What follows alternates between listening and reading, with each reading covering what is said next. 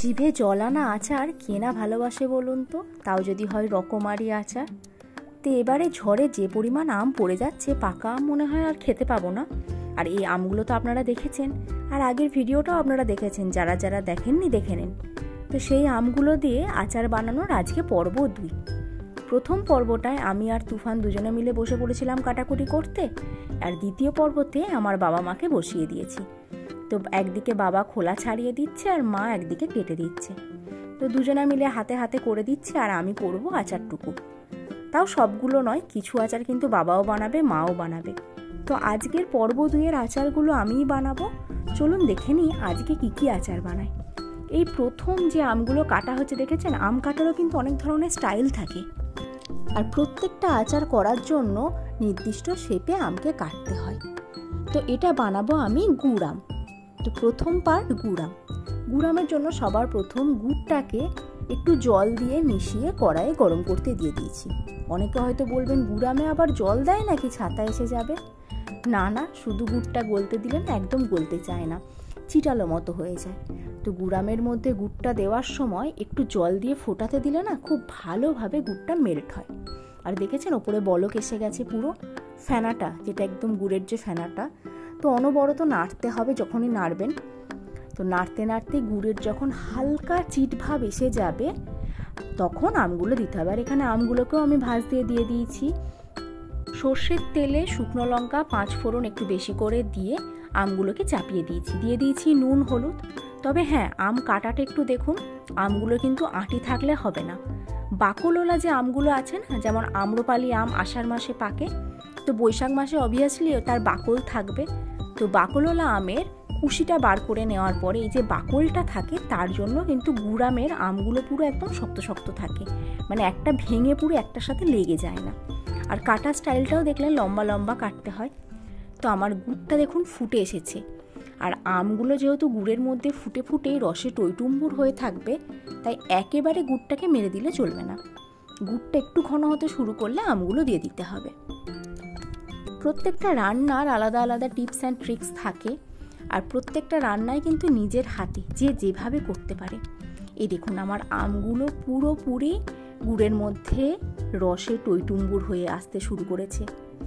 এছাড়াও অনেকে অনেক রকম টিক্স বলে, আমে নুন হলুদ মাখিয়ে রোদে দিতে হয়, চুন জলে ধুয়ে রোদে দিতে হয়। তো এসব কিচ্ছু করার দরকার নেই, সিম্পলি কেটে ভেজে শুরু করে দিন।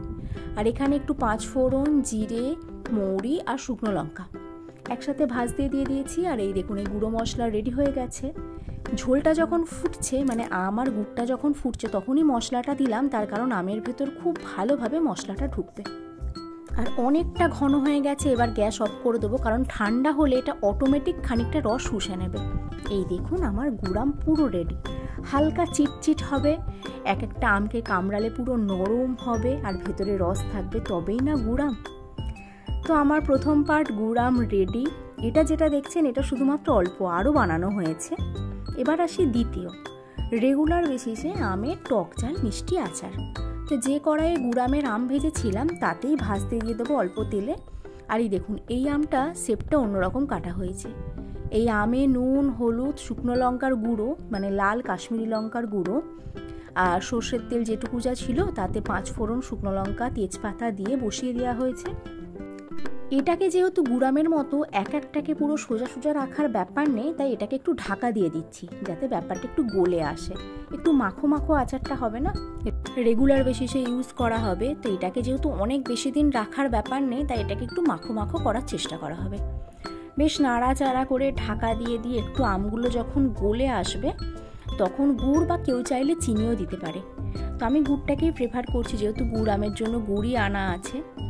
তো খুব বেশি পরিমাণ দেওয়ার দরকার নেই, এটাও যদি আপনাদের বেশি মনে হয় দেবেন না, কারণ আমের নিজস্ব যে টকটা থাকবে সেটাই গুড়ের সঙ্গে মিশে। এছাড়াও ভাজা মশলা দেওয়া হবে, শুকনো লঙ্কা দেওয়া আছে, ঝালটা হয়ে টক ঝাল মিষ্টি ব্যাপারটা হবে, আর একটু মাখো মাখো ব্যাপারটা থাকবে। আর আমগুলো যখন মোটামুটি সিদ্ধ হয়ে গেছে, এইভাবে হাতার পিছনে করে 2-1টা আমকে গেলে দেবেন, তাহলে কি হবে একটু মাখো মাখো, ওই যে বলছিলাম না আচারের যে ব্যাপারটা থাকা উচিত। তো আমার আমের টক ঝাল মিষ্টি আচারও কিন্তু রেডি হয়ে গেছে। চাইলে এর ওপর হালকা করে ভাজা মশলা দিতে পারেন, আরও বেশি টেস্টি হবে। তো আমি আপাতত এই অবস্থায় নামিয়ে নিয়েছি। বানাচ্ছি 3 নাম্বার আচার, কাঁচা আমের মোরব্বা। এটা কিন্তু তেল ছাড়া আচার হবে। তো এই দেখুন গুড়ামের মতো ঠিক সেম শেপে আমগুলোকে কেটে নেওয়া হয়েছে। আর কড়াইতে সবার প্রথম চিনি দিয়ে দিচ্ছি, অনেকটা চিনি দিচ্ছি কারণ এর রস একটু বেশি হবে। রসে টইটুম্বুর গুড়ামের মতোই অনেকটা স্টাইল। তো চিনি যতটা দিচ্ছি চিনিগুলো ডুববে এমন পরিমাণ জল দিলাম, একেবারে এক কড়াই জল দেবো না। এই দেখুন চিনিটা জাস্ট ডুবেছে। এবার নাড়াচাড়া করতে হবে, ঠিক যেমনভাবে আমরা রসগোল্লা বা পান্তুয়ার রস বানাই অনেকটা সেইভাবে, কারণ নাড়াচাড়া না করলে আবার ক্যারামেলাইজড হয়ে যাবে। শুধু চিনির রস হলে শুধু চিনি চিনি ফ্লেভারটা আসবে, তাই এখানে আমি একটু ভাজা মশলা অ্যাড করে নিয়েছি, 5 ফোড়ন শুকনো লঙ্কা যে ভাজা মশলাটা, তাতে করে চিনির রসে এই যে আচারের ফ্লেভারটা মানে এই ভাজা মশলার যে ফ্লেভারটা সেটা থাকবে। চিনির রস আমার প্রায় ফুটে এসেছে, এটাও তাই হাতে করে দেখে নেব। খুব হালকা চিট আসলে পারে আমগুলোকে দিয়ে দেওয়া হবে। এক্ষেত্রেও সেম কন্ডিশন, সমস্ত আমগুলো কিন্তু রসের মধ্যে ভিজে আস্তে আস্তে নরম হবে, একদম ট্রান্সপারেন্ট দেখতে লাগবে। আর এটাতে কোনো কালার যেহেতু হলুদ টলুদ কোনো কিছু অ্যাড হচ্ছে না, তবে হ্যাঁ একটু করে নুন দিয়ে দেবেন। আচারে একটু মিষ্টি যে কোনো রান্নাতে একটু নুন না দিলে কিন্তু অ্যাডজাস্ট হয় না। তো এই আচারেতেও আমি নুন দিয়েছি।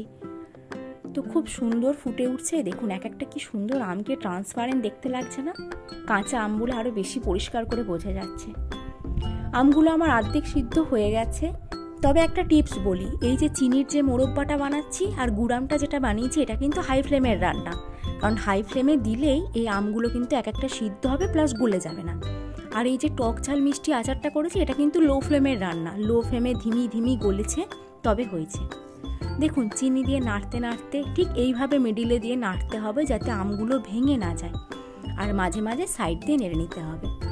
এই যে আমার মোরব্বা রেডি হয়ে গেছে, দেখেছেন কি সুন্দর দেখতে হয়েছে না? এই আচারটা আমার বাবার সব থেকে পছন্দের হয়েছে। বলছে গুড়াম তো হয়, এমনি টক মিষ্টি আচারও হয়, এটা কিন্তু নতুনত্ব। আর ওপর থেকে একটু চিলি ফ্লেক্স দিয়ে দিতে পারেন, আরও বেশি স্বাদের হবে। যেমন আমি একটু শুকনো লঙ্কা অ্যাড করে দিয়েছি, তো শুকনো লঙ্কাটা যদি রসে পড়ে ডোবে আরও ভালো হয়। তো এবার আমি আচারটা তুলে নিচ্ছি। তবে হ্যাঁ, এতটা চিনির রস দেখে কিন্তু ঘাবড়ে যাবেন না, এতটা চিনির রস আচারে এভাবে থাকবে না। দেখুন আমগুলোকে আমি ছান্তার সাহায্যে ছেঁকে ছেঁকে তুলে নিচ্ছি। ওপরে অল্প করে রস দেবো বটে, তবে এই রসটা থেকে যাবে, বাড়তি রসটা। এটাকে আপনি চাইলে অন্য কোনো আচার বা চাটনিতে ইউজ করতে পারবেন, যেহেতু ঘন রস হয়ে রয়েছে।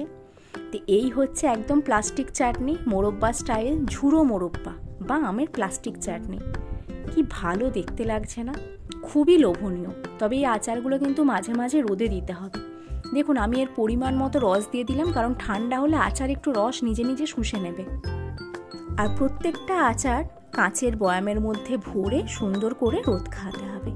তো আজকে 3 রকম আচার করলাম পার্ট 2-তে, গুড়াম, টক মিষ্টি আচার আর চিনির মোরব্বা।